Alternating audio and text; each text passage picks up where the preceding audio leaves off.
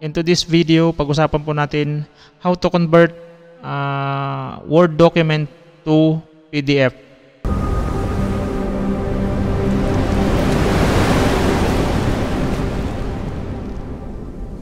Hello partner, kamusta? So open lang po tayo ng ating Word document, no? So once okay na po yung ating document, pwede na po nating i-save. Pwede na po natin i-convert as PDF.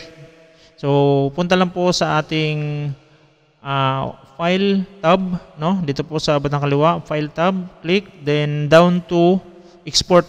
I-click lang po tong export. Then dito po may tatlong choices. Minsan dalawang choices lang, no? So dito po ay create PDF kung gusto po natin i-convert to PDF, or change to other file type, no? So kung makikita po natin, mayroong iba't ibang file types po rito na pwede po natin siyang i-convert, or send to Kindle, no? Since ang gusto po natin ay i-convert siya sa PDF, so punta po tayo dito. Then dito po sa bandang kanan makikita natin create PDF/XPS. So i-click lang po ito, no? Then lalabas yung another window na option. Dito po natin pwedeng lagyan ng file name, kung anong file name po yung ating ilalagay. For example, pangalan ko kunwari, yan. Sorry. So, kunyari. Then, makikita natin yung dito sa baba, yung klase ng file, ito po ay PDF. Magiging PDF na po siya. Then titingnan din po natin kung saan po natin i-save na location para hindi po tayo mahirapan maghanap.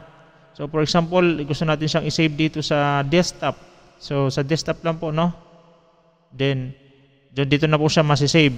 Then may mga option pa po rito na pwedeng tingnan. So depende po kung ano pong mga gusto mong baguhin diyan, gusto mong i-improve or i-update, no?